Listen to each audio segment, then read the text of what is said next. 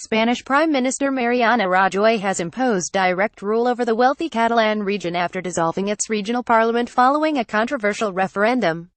EU officials have always maintained the secession crisis is a domestic matter for Spain, and European bosses rejected pleas by no-ousted leader Carles Puigdemont for help in mediating secession talks with Madrid. More than 1,000 Catalans were reportedly injured on October 1 as Spanish national police tried to close polling stations and seize ballot boxes.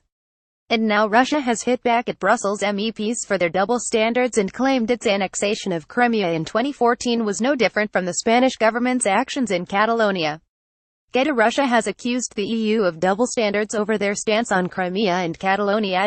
Russian troops entered Crimea in 2014 after a controversial independence referendum. If they told Yanukovych he could use the same methods used in Barcelona, I believe there would be none of the horrible events that later took place in Ukraine. Alexei Martynov, according to German public international broadcaster DW, Russian Foreign Ministry spokeswoman Maria Zakharova posted on her Facebook page, "Is this the Europe that wants to talk to us about the Crimea referendum and upholding rights?" And political commentator Alexei Martynov, who monitored the Catalan independence vote, said it was a paradox. EU officials had criticized former Ukrainian President Viktor Yanukovych for using the same brutal methods Spanish police used against voters in Catalonia.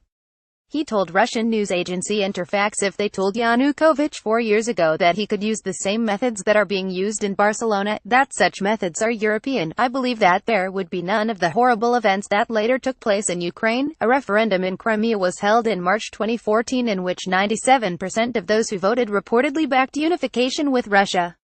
Saturday, October 28, 2017, a pro-unity demonstrator is stopped by Catalan regional police officer during a protest after the Catalan regional parliament declared independence from Spain. In Barcelona, official figures showed a turnout of 87%, though the numbers were not independently verified. However, many Crimean officials have disputed this version of events, and say heavily armed Russian special forces stormed the Crimean parliament building several weeks before the March vote. They say the troops then installed pro-Russian politicians who voted for the referendum, which subsequently led to the region joining the Russian Federation.